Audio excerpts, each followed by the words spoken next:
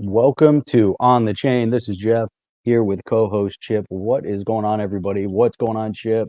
Streaming from an undisclosed location, XRP Millionaire. That's what we're going to talk about today. Who's an XRP millionaire? How do you become an XRP millionaire? Is it even possible in 2024? FTX DOJ Coverup. The SEC has now ruled that 4 cryptos are actual securities. So that's going to go against the Judge Torres decision. Maybe, maybe not.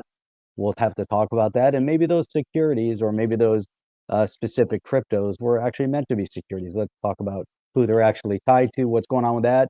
And Chip, what is up with all that congressional insider trading? If you're in Congress, it's legal, and if you're not, you go to jail, Jeff. It's pretty simple. That's how it works. That's how it works in the good old US of A, man. That's all we got for today, Chip. That's what we've got. Let's see if we can get to it all. That is the $1 million question. Speaking of millionaires, so we will get to it. Let's go. Welcome to On the Chain. Welcome everybody. Drop where you are coming in from today on the chain. Drop where you're coming in from. I know we have people watching, listening all over the place on Rumble, over on Twitch, on YouTube. So wherever you guys are, but we're going to start it off here with some interesting. This is pretty interesting, Jeff. We talk about this a lot. So we find that in Congress, you've got two kinds of you got a blue team and a red team, and the blue team doesn't like crypto. Blue team's heavily aligned with the big banks and protecting the incumbents. People like Elizabeth Warren and a bunch of other folks. But we've got like Richie Torres and maybe one or two others that are pro crypto and the blue team, but most of them are not. And most of the bills that were authored in the House and even in the Senate are from the red team. So, and maybe some collaboration there, but not a lot. But I saw this, and this is pretty interesting. So Gabriel Shapiro put this up. He said, almost every crypto lawyer I know is a strong Biden Democrat supporter, despite Biden being current Democrat Party being the most anti-crypto, anti-tech, anti-free market president party in history. Lesson in there, but not sure what the lesson is. Jeff, do you know what the lesson is? I have no idea what the lesson is. How do we have? I know what the lesson is. Why would you support somebody who is anti-crypto, anti-tech, anti-free market? The lesson is stop supporting it. That's the lesson. When you say, like, what I've seen a lot from the blue team lately is they don't know. They're like, there's millions of people showing up in our cities, and we just don't know where they're coming from. But That's right. You say 3 words, close the border, but they don't. But they go on this. They go all around it because they don't want to anger the the party, and then next thing you know, they find some weird corruption on them. But this is a pretty simple thing, Jeff. It's irrational, so if you're reading through this, almost every crypto lawyer I know is a strong Biden Dem supporter. So here's the question. I want to know how many crypto lawyers Gabriel Shapiro knows, and then figure out who they are specifically. And then if they are crypto lawyers, are they pro crypto lawyers or are they anti crypto lawyers? I think, you could probably start drawing some clear parallels there. So if you have lawyers that seem to be a little bit more pro crypto, do we really know that they're Biden Democrat supporters? I think we should drill down now if they are. And that's what Gabriel is saying here, that the crypto lawyer that he knows are leftist supporters. It doesn't make any sense. So if you support crypto and you support the party that doesn't support crypto, the two things are not congruent, and so we see a lot of this type of insanity within leftist politics, and people that adhere to some of those principles is that their life is in conflict with other parts of their life. So their financial life is in conflict with the rest of their life. None of it makes sense. And here's another perfect example of not making sense. Like the talking heads, stop making sense. Stop making sense. It's like, it reminds me of that little song, one of these things is not like the other. One of these things just doesn't belong. It's kind of like that. And if we come over to here, so Austin Campbell commented on there and said, they won't stop attacking crypto until their supporters actually turn on them. I now refuse to vote for any anti-crypto politician, meaning if Biden is the nominee, I will not vote for him despite being a Dem. It's amazing that these people are outing themselves as, at least Austin Campbell came to his senses. Gabriel Shapiro's like, I don't know what the lesson is. There must be a lesson there somewhere. Yeah, stop voting for these morons. That's the lesson. The lesson is, if you have to ask what the lesson is, then we got a bigger problem. It's like, you have to ask what the lesson is. So he says he refuses to vote for any anti-crypto. So you got to give Austin Campbell some credit, saying that he is a Dem, he's a Democrat. And this is the thing. It's like, why the Democrat Party is not the party of JFK anymore. You look at JFK today, and you would think that JFK was at least center or slightly center-right, right? Emerged out of the 50s, coming into a little bit of a lull with economic times. And one of the things that he did was he cut taxes, cut taxes. Now cut taxes on the Democrat side. That's a big no-no. You need to raise money for all their programs and their woke stuff and all that stuff, right? So you look strong on defense. Like he almost, if you started looking at what he was doing back then, kind of looks like today's Republican Party, right? So it's shifted a lot, but there's still a lot of people that came out of that era. I know a lot of people, like my parents, were JFK Democrats, and then when Reagan came along, that was all it took. Both of them voted for Reagan. They never looked back. And a lot of people did too. Reagan, what do they call them? Reagan Democrats. They had a Reagan little Democrat. Yeah. So you had a Reagan Democrat. And the latest poll that showed about with Trump, it showed that 20% of Democrats said that they would vote for Trump. 20% that people actually registered Democrats. So you have a lot of the same stuff going on. And I like the fact that he's saying, I wouldn't vote. And then John Deaton chimed in on this and said, Austin is correct. As someone who has been a registered Democrat, Republican, and independent. So Deaton's been all three. Doesn't say when, but he says he's been at least one of the three. I'm a registered independent. It's because I don't like most Republicans because they're Republican in name only, rhinos, and they sell the party out all time and time again. And when they get power, they squander it. They get put morons in there. They're speakers who are rhinos. Every single one of them has always been a rhino, except for one going back to the Clinton administration. And that was probably the only non-rhino. They've all been rhinos ever since. Am I wrong, Jeff? They're all rhinos. Except for during the Clinton administration. That was, I think, probably the only one in our, at least, in recent history. So it says here, and obviously voted for both party candidates and even Ross Perot as an independent. So we must remember that Elizabeth Warren's bill is supported not only by Democrats, but also by several incumbent Republicans like Lindsey Graham, rhino, Roger Marshall, rhino, and independents like, Senator Angus King. I don't even care about an independent, but the fact is like when you try to lump in, but look, there's several Republicans. Not so fast. They're not Republicans, okay? Republicans in name only vote with the Democrats. That's why they're Republican in name only. They are called rhinos because they are leftists. They're sellouts, and they always side and vote with the Democrats. Jeff, where am I wrong here? No, not yet. Not yet. Okay, good. We're on track. It's just need to see if Jeff's going to keep me honest over here. He said, but what's at stake is much more than crypto. What about innovation and technology moving forward? Does every disruptive technology moving forward have to kiss the ring of people like Jamie Dimon and the Muppets who clearly work for him in DC?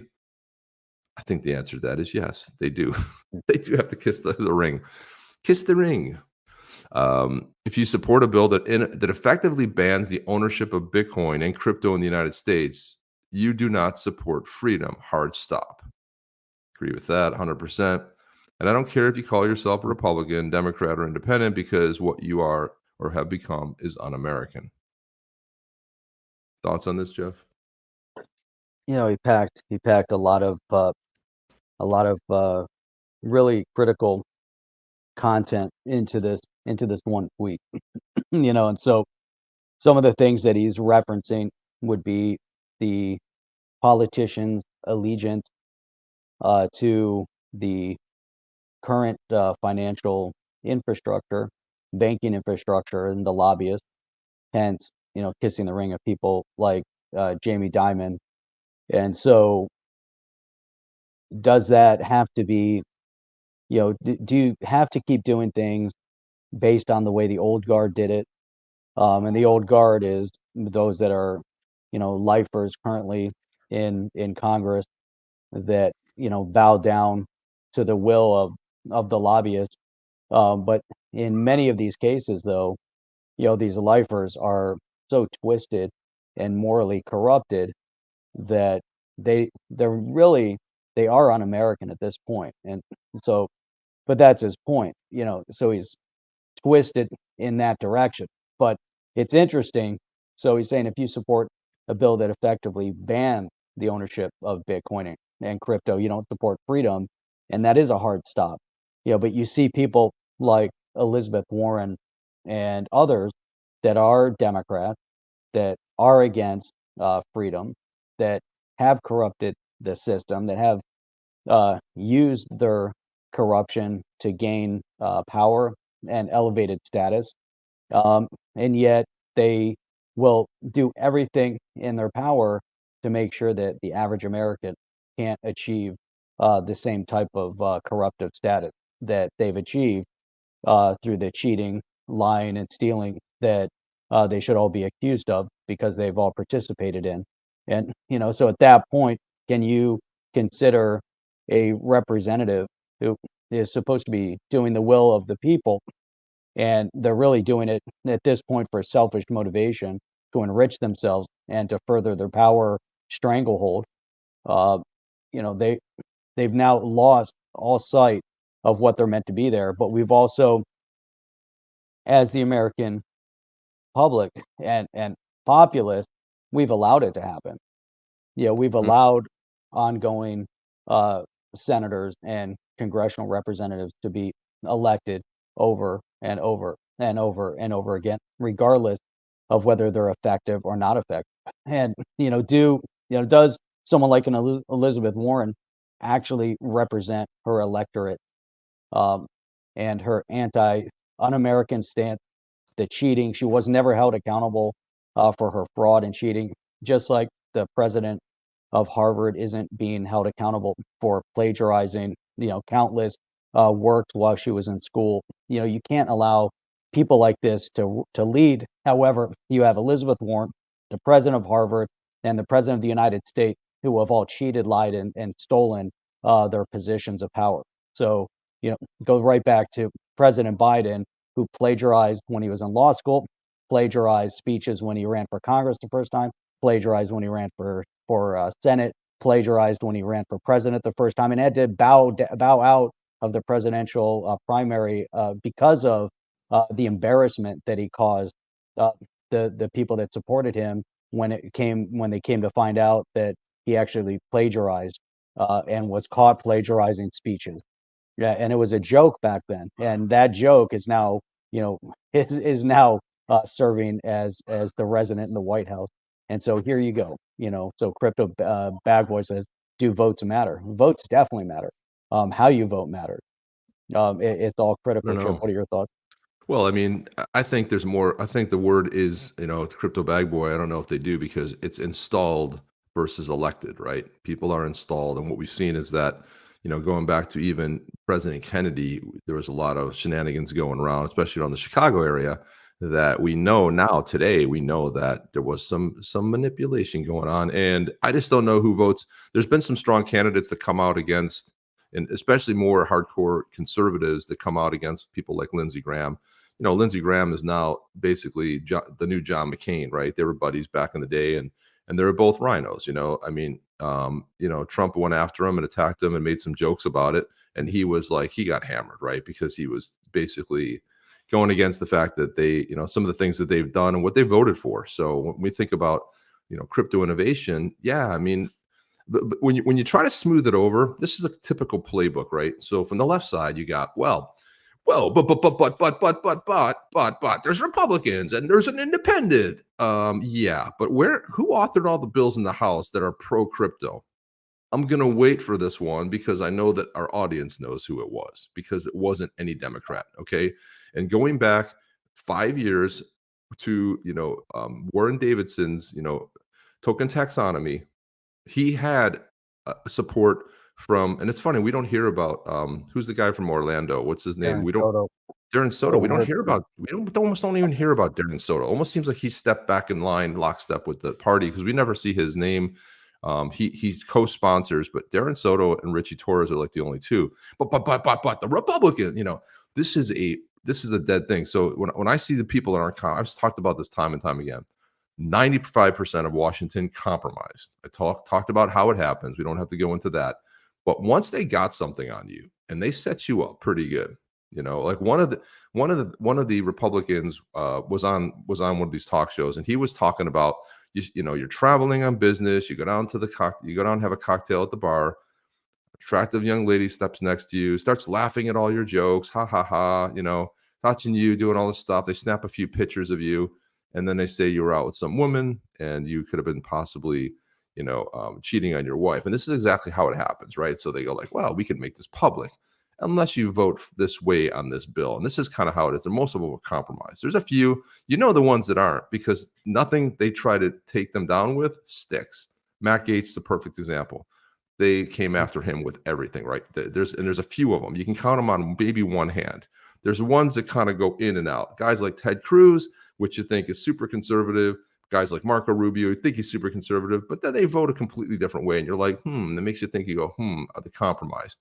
But I think all in all, when we think about crypto and we think about some of the things we talked about today, is that I see this is turning into almost a single issue for people who have been steeped in crypto, investing in crypto for 3 years, 1 year, 6 months, 10 years, whenever you might have bought Bitcoin back in the day. And people don't want to go for it anymore. They've seen all these other companies get crushed. I responded to that tweet, and I just said, it's amazing to see how this upcoming election is so intensely focused on this single issue. And for nearly 3 decades, I've been an independent. My beliefs are deeply rooted in constitutional conservatism. And Lindsey Graham and Roger Marshall stand out as the quintessential examples of rhinos whose policies and stances mirror those typically associated with the Democratic Party principles. And despite the Senate's attempts in the House having a strong track record of authoring and supporting pro-crypto legislation for over 5 years, shows little appetite towards endorsing the Warren bill. Now, why would, Jeff, let me pose this question to you. If all the pro-crypto legislation has been put forth in bills, basically never got out of committee in the House, why would the House support a anti-crypto bill? Would they? That's a good question. I don't believe that the House would overall support an anti-crypto bill. However, it will go through the Senate. I believe that with the blue team, the Democrats have a majority in the Senate, and they can get it passed through. In going to the House, I think, is a different story. Now the thing is, if they're going to pack up an anti-crypto bill, normally what they're going to do in their legislation, because this is how they do it, it's going to be somewhere buried in 5,000 pages on a different bill. So just as they tried to ram through that multi-trillion-dollar infrastructure bill, whatever it was, however much money it was, they tried to push crypto legislation into it.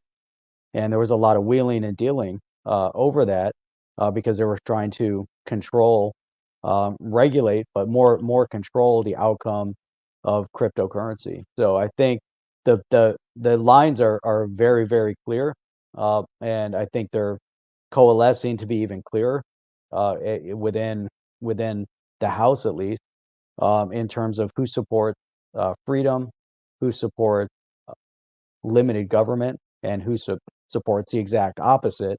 And you're seeing the blue team, for the most part, is coming on the opposite side, not supporting cryptocurrency, not supporting decentralization, not supporting freedoms, and they're doing so they're coming out aggressively. However, there's members, I think they're fragmenting at this point also, because you have people like John Federman, who stands with his party still, calls himself a Democrat, yet you see where he stands on a lot of the issues.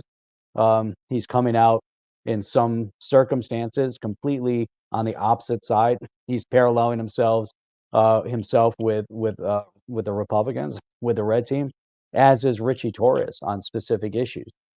But that's typically, I think, what we used to see between Republican and Democrat. You would see an individual that was super impassioned about a specific topic. They weren't one topic candidates like today. Today, if you support the abortion issue, then you're a Democrat. And that's going to be your sole single topic issue. It's all about abortion, and everything else is irrelevant.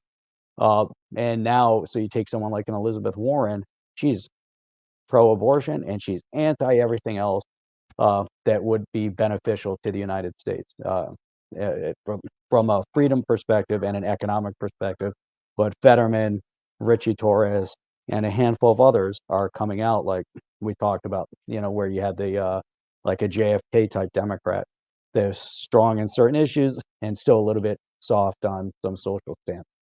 Yeah, that's a good point. And Fetterman's been a big shock as he's, he had a stroke, and as he's coming back, it's almost like that logic part flipped in his brain and it's starting to come back, because it's like he's, when the whole party was anti-Israel, he's out there waving the Israeli flag. It's like he hasn't gotten the talk to yet. I don't think they've brought him behind the woodshed and had that conversation with him yet. But almost on every issue, the guy's surprised everyone. Like, wait a minute, what happened to John Fetterman? I mean, it's like incredible.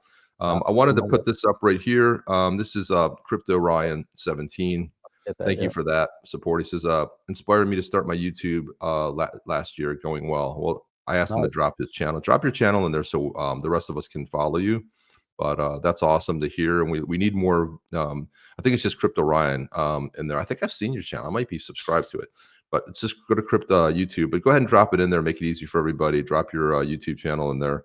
And then we can go ahead and follow you, because we need more voices in the space, and it's also fantastic. So, yeah, welcome. Glad to hear that it's going really well.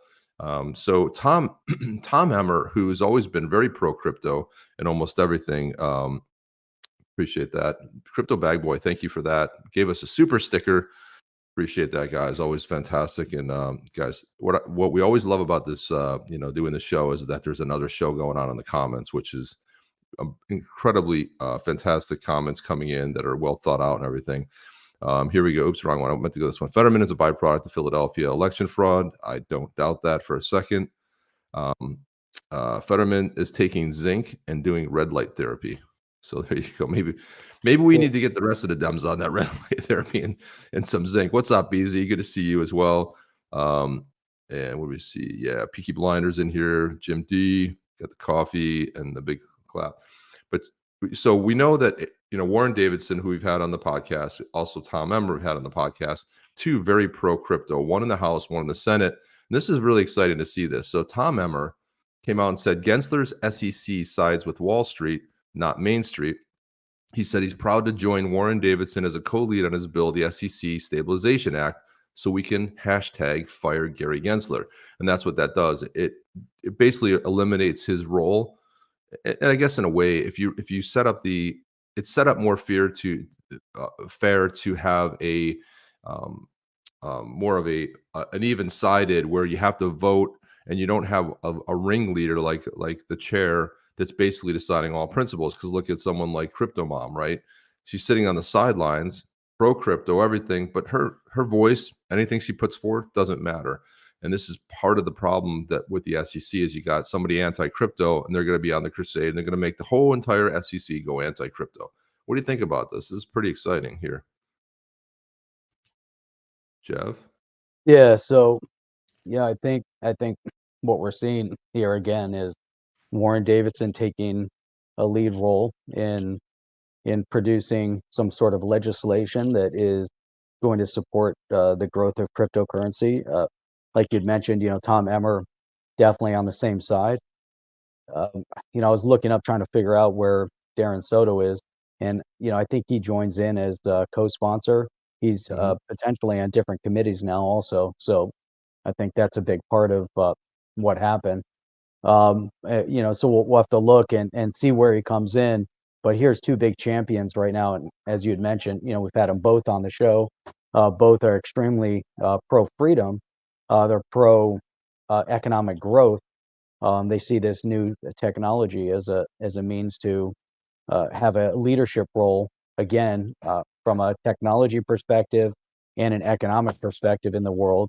And so it's amazing to see them. And we've talked about this so many times, but it's amazing to see how these lines have been drawn. Imagine during the .com era, if Democrats would have taken the same harsh stance overall as a majority of their party against the .com and the growth of .com, where would we be today? Had we pushed that technology elsewhere instead of embracing that technology. And now that's exactly what we're seeing. They're standing in direct opposition.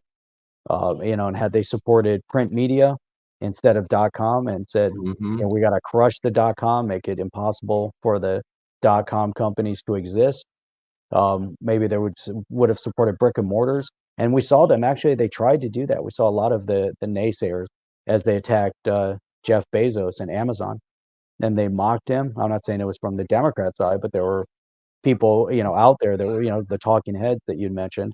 They were trying to crush him, saying how stupid he was and what a bad business person he was, and he would never succeed. And here we are today, but now we're seeing the same people that they're not looking at the technology from that perspective, the Democrats, and saying, hey, this isn't a technology that'll be successful. They're saying, we got to crush this because this is a technology that will be successful, will bring about more freedom, will put the power back into the hands of the people, and they can't have it because it goes back to the first statement that we read with John Deaton was commenting on, regarding the bowing down to kiss the ring of the Jamie Dimon type. Yeah, exactly. And I want to put this up. Mark, thank you for that. Appreciate the super sticker, guys. Appreciate all the support. And in other ways you can support the channel too is just, and share it with people too, because like-minded people, especially if you know somebody that's like-minded, you can share the channel with them too, because it's a lot, we have a certain come from, you guys know that we have a certain sort of a, and we're not shy to share exactly what our opinions are, because that's what we do here. And Jeff and I just happen to be pretty lockstep with that. So thank you for that, Mark. Appreciate that. And I wanted to get into this because yeah, no, we're not. And we'll get into that as well, because, insider trading is a thing, man. And it's like, if you have insider information, you can short stuff. You can certainly, there's some representatives like NP, Miss Pelosi is done pretty well with that. But it's amazing. It's like rules for thee, not for we. That's kind of how it goes. Like, if you're the protected elite class, you're in good shape. But Jeff, we've said this a bunch of times, but out of what was going on before the case came to a close with the Torres doctrine, if you will, with XRP is not a security. Interestingly enough, you and I were really one of the few that was saying this thing's not going to settle. Every influencer I was out there, it's going to settle, it's going to settle, it's going to settle. And you and I said that based on what Brad Garlinghouse said, that the SEC came to them and offered a settlement twice. They offered it twice, and then they dropped the lawsuit. It wasn't like just dropped on the way out the door. This started a while ago. There was a lot of discovery that went on.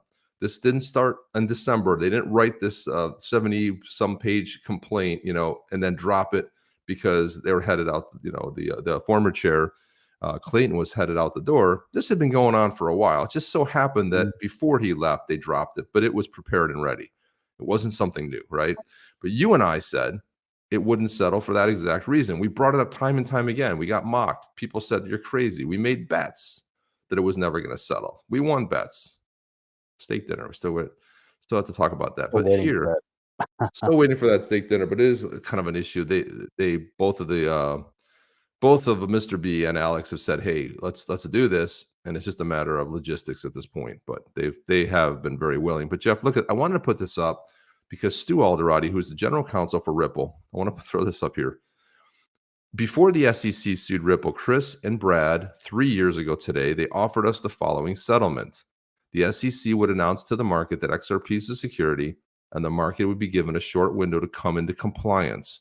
We said no because, number one, XRP is not a security. And number two, this SEC never built a framework for crypto compliance. No matter the spin that Clayton, Hinman, Gensler, or anyone else puts on the case now, it's always been about the one thing, proving that XRP is not in and of itself a security. We put everything on the line. Few thought we would win, but we did. In the process, we exposed the SEC for the hypocritical tyrant it is, and the industry in the U.S., and we live to fight another fight, another day, onward to 2024, Jeff. I mean, what are your thoughts on this? Because this is it. This is the first time we saw from Ripple that we knew they came with something. We didn't know what it was. And obviously, we speculated the fact that they were, get to admit that XRP is security. We were right. And that's why we knew the case would never settle. What are your thoughts? Yeah, no, I think he sums it up, that they're going to live to fight another day.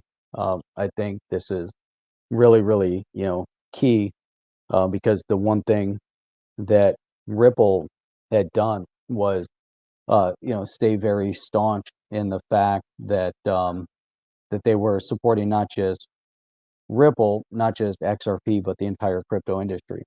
So what they were able to obtain, that's why, when we see the SEC coming out and declaring these 4 cryptos securities, and the judge ruled on that, but the media is going to spin it as though that's some sort of a slap in the face of the Torres decision on XRP, when in fact it's more centric to the company and what those specific assets were used for, and it'll be very clear. So there is definitely a battle being waged. Those that are in favor of the freedom and decentralization and growth of this space, and those that are against it. And it just seems like you said, somehow within the SEC, they were plotting and planning it for a long time. It didn't just happen overnight, and we are where we are today. And fortunately, even though with a left-leaning political affiliation of many of those within Ripple, they're still going to fight for freedom, and that's where this is the bipartisan issue. It's not strictly on party line. Yeah, exactly. I saw this comment here, and we have this today, but it might be a good transition right here. But Lower Level said he just caught on a ticker on the news saying something about SBF not going to a second trial. And this, Yeah, I'll be right back. I got to step out for a second. No problem. This is corruption to the highest degree. I mean, this is corruption that is so obvious and so beyond anything we know. But look at this, guys. Let's see what you think about this. But here we go. So Cernovich put this out. He said, the SBF case, really FTX, generated too much publicity to be ignored. The DOJ, Department of Justice in the U.S., severed the campaign finance violations, which implicated Democrats from the first trial. So this was an initial charge, and they struck it from the first trial, saying that, well, maybe at a later date they would go to campaign finance violations. But what was at stake here was, okay, 95% of the Democrats, and you want to look at how money laundering sort of works, this is kind of what ended up happening.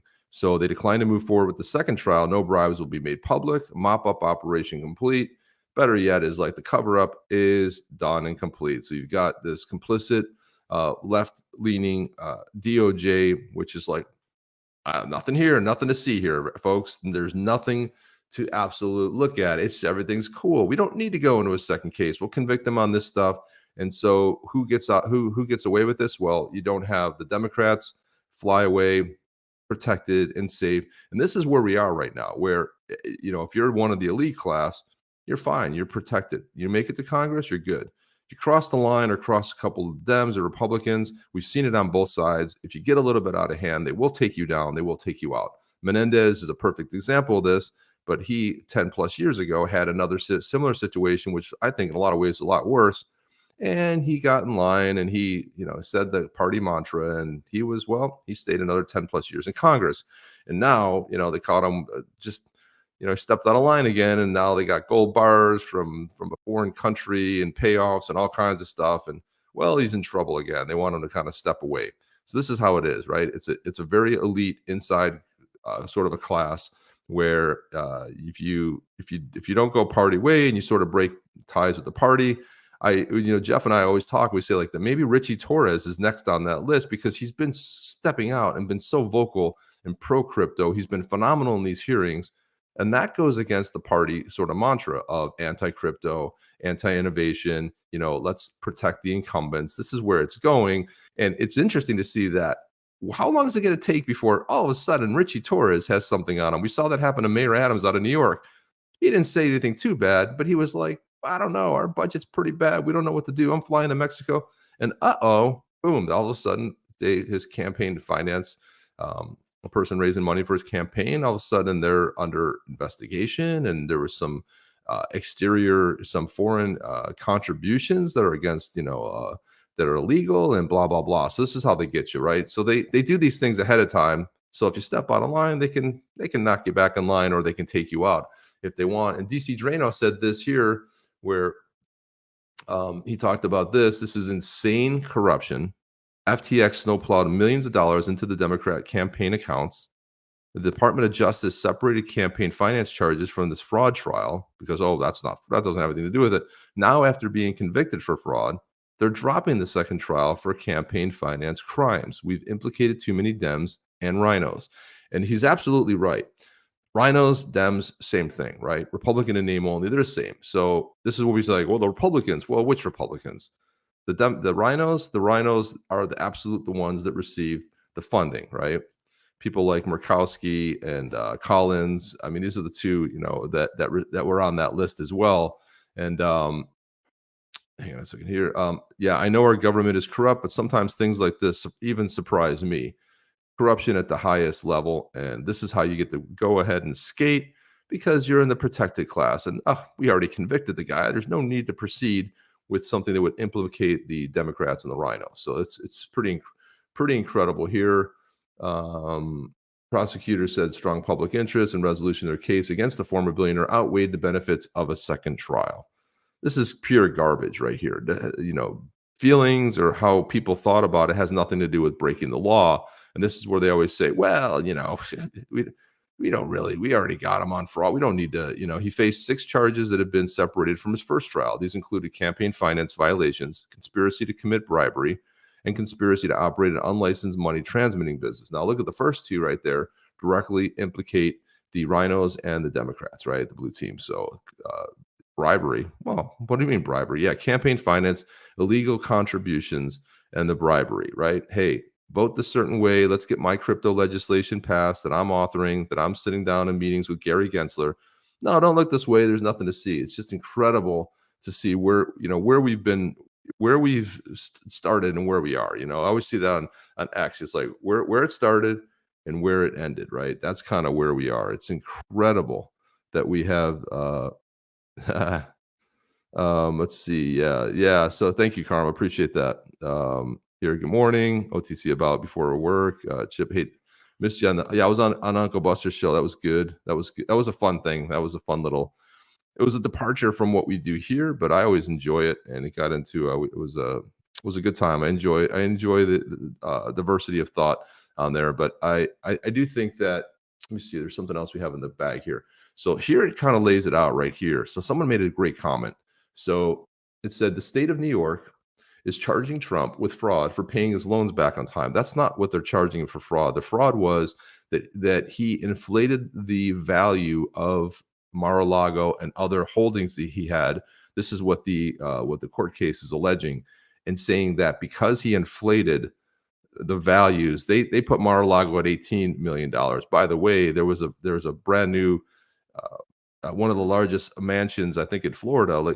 I think it's the second largest, went on the market, and it's not even a third of what Mar-a-Lago is. And even this, not only the size of it, but it's a lot smaller in nature. So you're talking about Mar-a-Lago being worth hundreds of millions of dollars, and the fact that it brings in an incredible amount of money every year, and the fact that some of the banks came in and said that, yeah, Trump was one of their best clients and paid everything off with interest, and paid the loans off. And this is what banks do. They want you to loan the money from. They want to get the interest, and they want the money paid off. This is exactly it. They said he was a phenomenal customer. It doesn't matter. This is a non-jury trial, so he's going to be convicted regardless. It's the judges, a leftist judge is going to be making the decision. He's already going to be, but of course it'll be overturned. But you know how that works. He says, second part of this is, meanwhile, Sam Bankman-Fried, spelled his name wrong, and numerous politicians committed actual fraud. This is what the fraud looks like. So if we look at this here, you can see the red areas. Hang on a second, let's pull those up. So the red area is the, obviously the Republican Party. So you got, So look at the amount of, let's see the catch. What is this? Yeah, this is 50s or thousands of dollars here. So you got a lot of money. The DSCC, the Biden Victory Fund. You got these two organizations, NRCC, which support rhinos, Heartland Resurgence. All of this, you got Collins for senator. This is the biggest rhino. I still don't understand why she calls herself a Republican. She votes with the Democrats almost 100% of the time. All of these, look at all this. Look at all the names associated with it, the committees, the parties, and then you get like Lisa Murkowski, another rhino, right? Murkowski was out of Alaska. You get Collins out of Connecticut, and then you have Richard Burr. Richard Burr, another one. There you go. Hovind, there you go. So Boozman, Cassidy, these are all rhinos. But look at who it outs. So if this was reversed, if this was all red and some blue, they would be proceeding with a second trial, because the public deserves to know the truth. The public needs to understand that this was political wheeling and dealing, and this was bribery, but not when it implicates the side that you're on. Look at that. So you just say all of this, and that's what it actually looks like in a fraud. So cheers to that comment. I think it was a very good comment there. Some other good ones in here as well. This Lisa Colliner says Murkowski and Collins are traitors. It's pretty clear as the day. This happens when fraudsters are in charge of the justice system, and thank God that the guy running the Justice Department got nowhere near a Supreme Court judge. That was one of the few things that actually did happen that was a good thing. That never put him up for a vote. And God, would we be in a really rough place if that happened? My God, because the Dems had it, but had nominated. But at that point, we didn't have. They didn't control the Senate, and that Senate clearly blocked it, which was an absolutely good thing. So there we go. Where's Jeff? Did Jeff take off? I mean, is Jeff gone for the rest of the day? I had another story on this. I just wonder, there's one part here. Here we go. So here's the actual what the charges were. So prosecutors had accused Sam Bankman-Fried of looting $8 billion from FTX customers. She agreed. Verdict came nearly a year after that. But I'm looking for the actual. Prosecutor said much of the evidence could be offered on a second trial was already presented at the first trial. Not. They also said a second trial would not affect how much time Bankman-Fried could face in prison. So the point of this is that they're talking about non sequiturs, because it doesn't matter if he'd spend more time in prison. It matters, did he break the law, and should he be prosecuted further? You can throw someone in there for 2 life sentences, or you can add another life sentence. Bottom line is that the law is the law, and it has nothing to do with your feelings. So under recommended guidelines, because Mr. Kaplan could consider all of Bankman-Fried's conduct when sentencing him for the counts on which he was convicted. Bankman-Fried expected to appeal his conviction after previously testifying he made mistakes running FTX, including by not creating a team to oversee risk management, but he did not steal customer funds.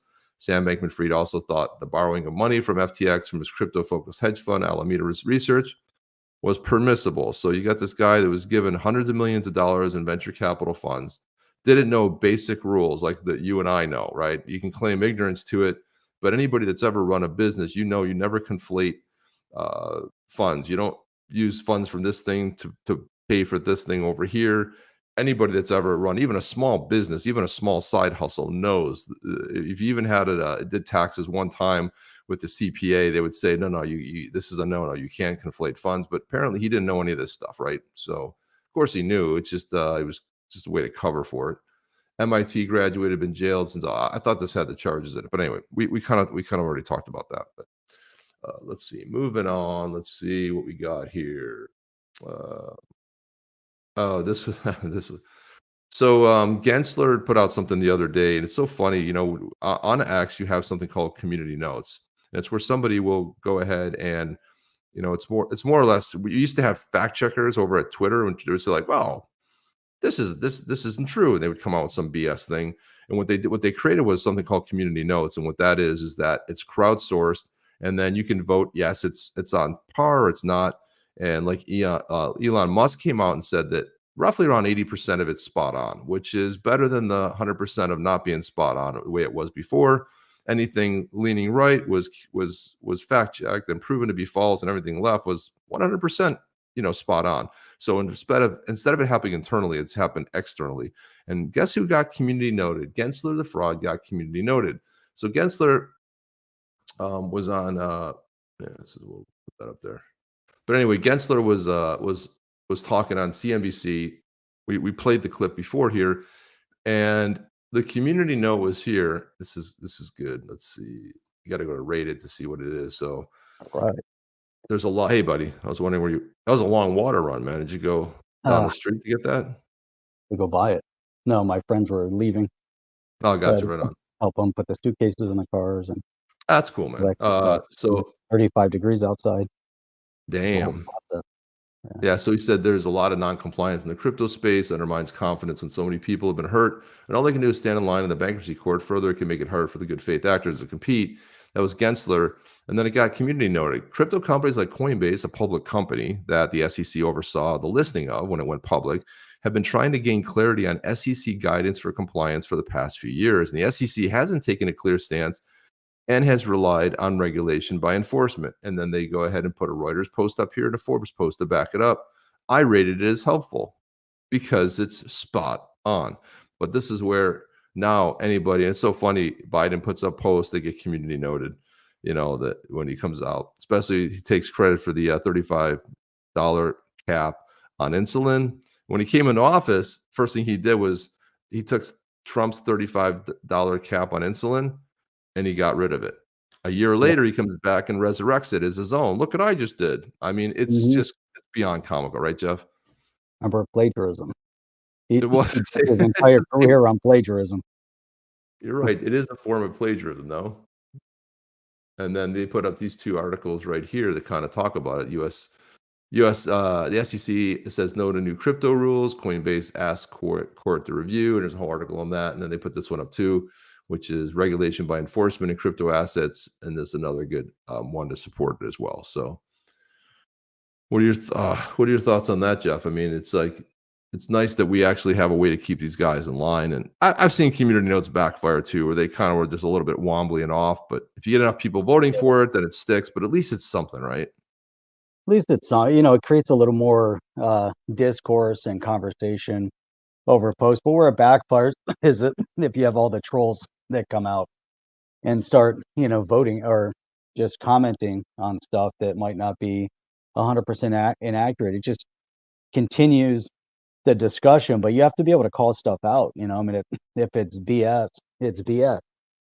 And then the same way on the other side, they had all the fact checkers, all the bullshit fact checkers. You would, for the longest time, stuff would get banned, would get they would say it was debunked.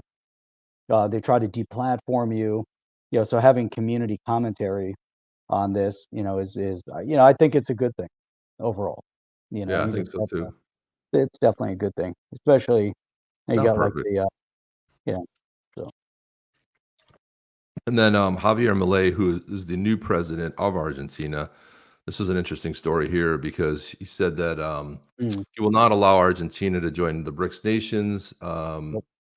He formally announced on Friday that the country will not be joining BRICS alliance in developing countries. He said he addressed to the bloc, which was written a week ago, but today's government not opportune for Argentina to join presently. This deviates from the prior plan put in place by former President Alberto Fernandez to join on January 1st, 2024. And a lot of this has to do with the fact that he's looking to dollarize his economy, right, to adopt the USD and kind of bring some stabilization. Now I could see that ultimately they want their own sovereign currency or something in place. But getting rid of the central bank, Jeff, I think ultimately is a great move.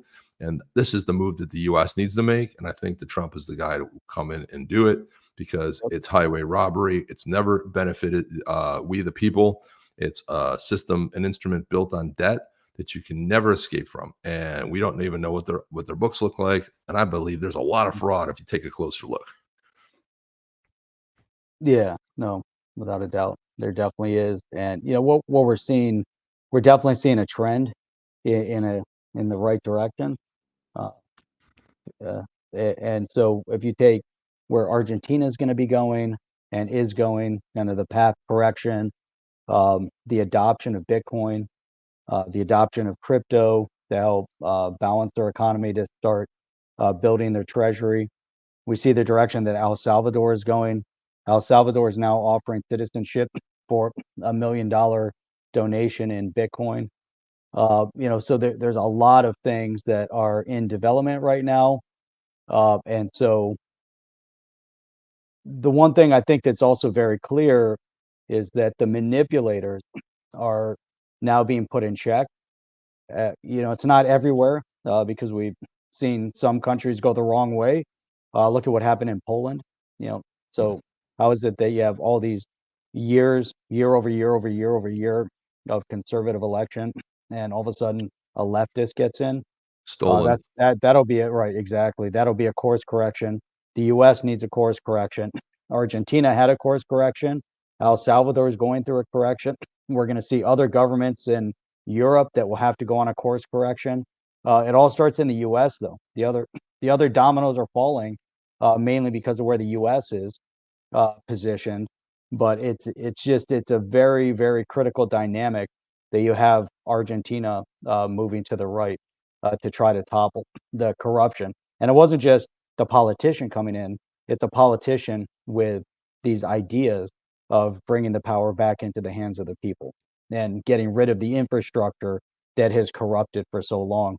Uh, man, we're going to see it, I think, through Europe. Europe is in a break or make moment right now, uh, on multiple different fronts, but they're going to have to make it, or it's going to be overrun, and we're going to see the end of Europe. I'm confident that we haven't seen the end of Europe. I think people are going to wake up at the end of the day. People want to maintain their freedoms, and they're going to fight back. I don't know what that fight's going to look like, but in this country, our fight is in 2024. We're going to take it back. Once we take back the White House, we maintain the Congress, meaning the House and the Senate. We take the Senate up. We have full control. It's at that point with the right president that you'll see a lot of things changing, and you're going to see 4 solid years of deconstruction, more deconstruction of the swamp. I think you're going to see more movement towards economic growth, economic gain, restabilization of this country. You're going to see other countries falling into line, but those next 4 years are going to lead to another 8 years of prosperity. So we're going to have 12 solid years of prosperity in this country, but it all starts in 2024. That's where our battlefield is, and that's the line that we have to fight for. What Yeah, I happens agree. in other countries, I don't know. That's I going to agree with that part, Jeff, but I don't agree with your stance on Europe. Europe will not wake up. Europe will be crushed, and I'll tell you why. Sweden's done. I'll tell you the countries that I don't believe are ever going to turn around. The UK is done. The fact is that almost 18% of their country is controlled by a group of people that values do not align with Western culture. So that's going to continue to get more steam. And I know British Miss put out a post the other day saying that we might be, if aliens did come down, the language we would communicate would be in English, because what an accomplishment from a tiny island country. And I said, yeah, but you won't be speaking English there for very much longer, because if we and she was naming some languages, and I was like, that's not the language you're going to be speaking. And I posted the language that they will be speaking. But I think the UK is done. The UK bent the knee. They rolled over. They're done. I don't see any fight going on there. There's never been much fight since back in the day.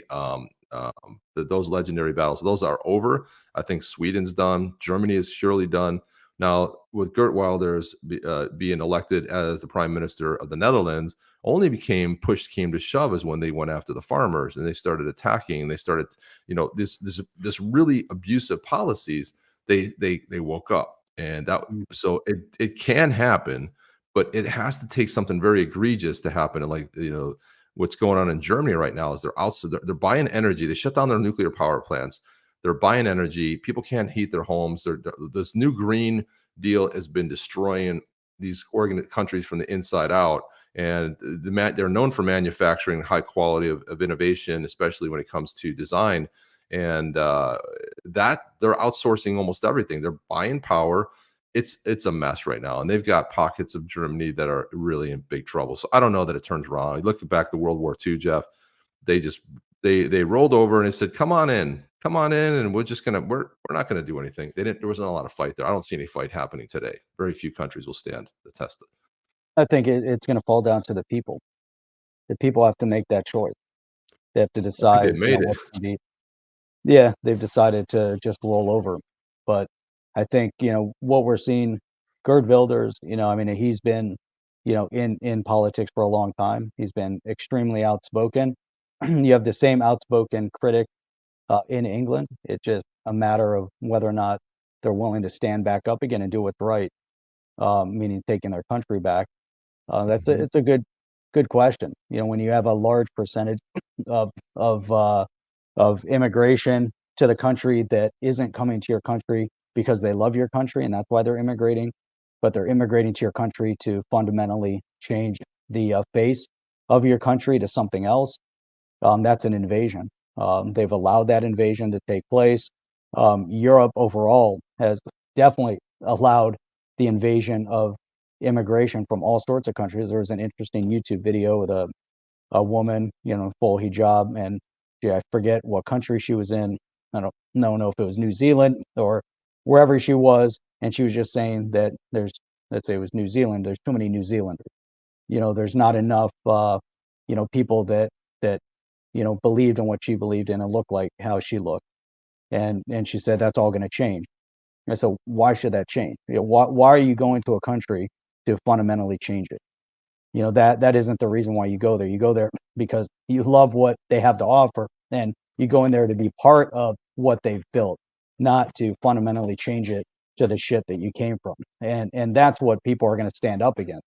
Eventually, there's a lot of people that immigrated from those same countries that fled what was offered in those countries. And that's, it doesn't matter what area they came from, whether it's the Middle East or Africa or Asia or South America, wherever there was socialism and totalitarian dictatorships. People fled. There's a woman that you'll see her YouTube videos, but she fled North Korea, and she talks about the stuff that she had to go through in North Korea, and you see how terrified she is. There's people that have left communist China that are terrified of what they're seeing in the West. And same thing, people that fled some of these Middle Eastern countries where they had zero freedom, and now they have the freedom, and they're saying, well, what's going on? Why is this changing? But we also see a lot of Western uh, uh, ideologies growing in parts of Africa, where the African countries were more dictatorship, but we're seeing economic growth in some of these countries. But you still have tribal territorialism that is running rampant in a lot of these countries, because they don't have constitutions, they don't have parliament. They were a tribe with artificial borders put around them due to colonial powers, and which goes back to why is it that England right now, why are they doing so poorly and doing what they're doing to themselves?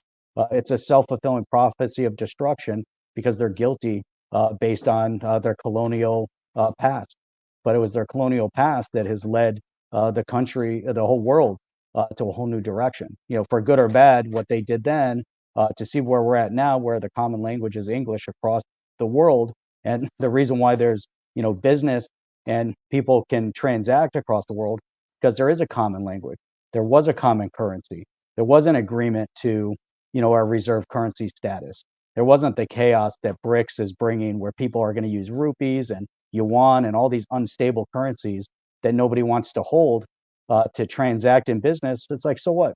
I'm not going to accept a rupee for my product. I think I want your unstable currency that you take it and it's going to deflate in a short period of time. That makes no sense. So there has to be commonality, which is why the United States is so much more successful than Europe from an economic perspective. It's because it's commonality. Common American culture, common language, common laws. Whereas you go to Europe and every country you go to is different. Because that's how it's supposed to be. It wasn't meant to be an European Union. There wasn't meant to be one political leadership overseeing all of Europe. Every country is unique. Every country there has its own culture and history and belief systems. which is the difficulty of the EU. Yeah, that's well said. And you're not going to go to Japan and say, "Geez, first of all, they're not going to let you in there," and because if you're not compatible. But I Right. got to say that I was surprised because I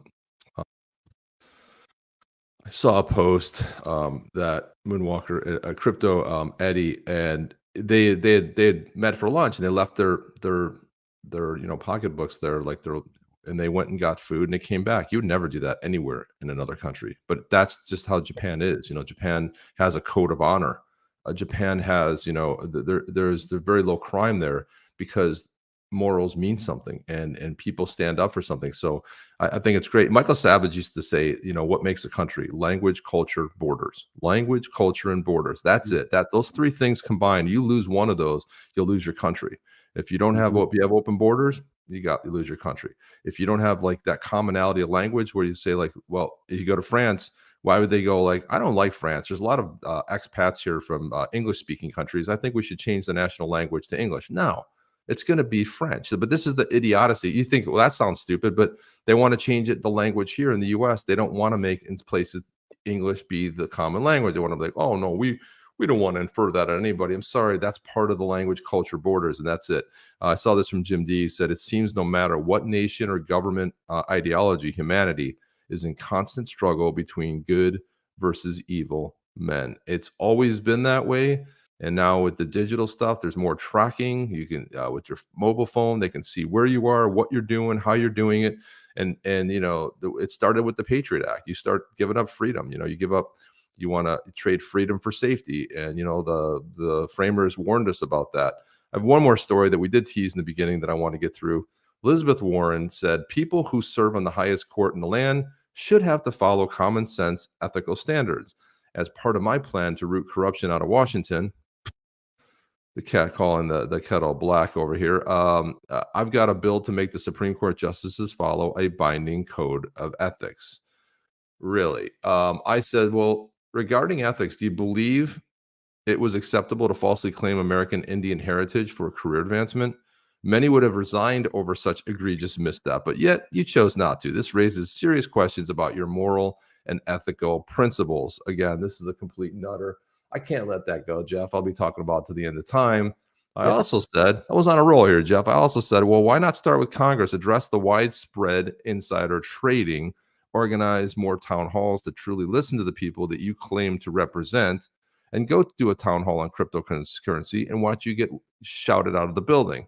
But it doesn't matter. Don't represent the people. You represent the Jamie Dimons of the world. So, or better yet, implement term limits to ensure that ineffective representatives like yourself only serve for a maximum of 2 terms. That came up. That didn't even come up for a vote. They wanted it to come up for a vote in the House. And what do they vote for? They vote for increases. They don't vote to take themselves out on the gravy train, Jeff. Nope, never. They never vote for that. Especially in the Senate, they're in there for 6-year terms. Yeah, so that's 12 years. Imagine you're in there 3 terms. I mean, 18 years of dominance. That's a long time. So, Oh, it is a long time. Look at this. David Landau said, hey, Elizabeth Warren, you can't make the Supreme Court do anything. Off limits to your evil little fingers. Go take a government class. Yeah, there's separation of the understand. It's like, and AOC doesn't know that, but the 3 branches of government, she's a little bit, she doesn't understand any of it. And she got shouted down on the street the other day, someone yelling the 3 branches of government. She doesn't, these people know very little, and they're out there just making up stuff. They used to do town halls to listen to the people, but the people are going to tell them something that they don't want to hear, that they don't believe they're bullshit. That's kind of what it comes down to. But I think that's all the time we have here, Jeff. I mean, that's all the time we've got. That's all the time we've got. We did fight the globalists. Yeah, the globalists want one rule, one law. It always comes back to that. It's just like the king and the serfs, and then tax the serfs more and more. But we've taxed them 100%, tax them 120%. This is where we're at, because unelected bureaucrats, Jeff, want to run the world, and they do. I used to think that Tears for Fears song, "Everybody Wants to Rule the World," just seems to make more and more sense as time goes on. It's just like everybody really does want to rule the world. So. But anyway, guys, that's it.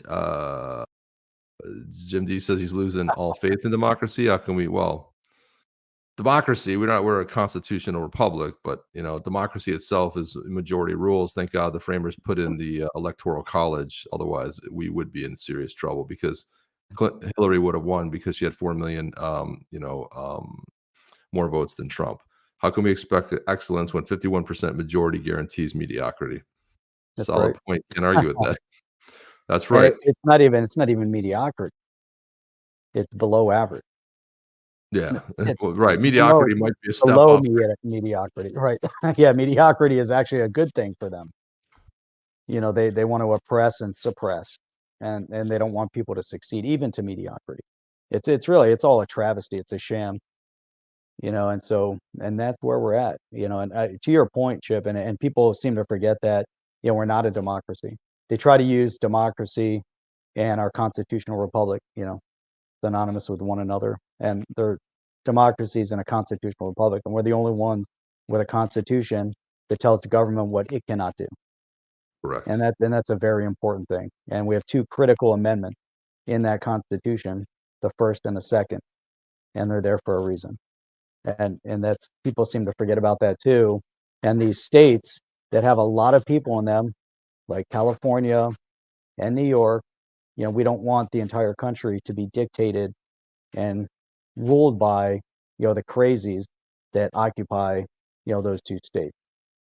Yeah, by the way, California just is passing a law that says they're going to give free healthcare to illegals. Makes no Well, how sense. great is that? When they sell you out, Jeff, when you're sitting there struggling and you show up for work every day and you're struggling to put food on the table and Yeah. you're struggling with healthcare and paying healthcare, and they're like, well, that's okay. These people give it for free, and then we'll give them $2,100 checks a month, and we'll give them free housing. And all right, this is it. I mean, you can see what they're trying to do. They're trying to, and then all of a sudden they can all vote. Everyone can vote, even when that new video has been circulating. Obama saying, "Hey, we encourage illegals to vote in the next election," that was when he was on the way out with Trump. That didn't work out so well. But I just want to. This was one zinger that John Deaton nailed.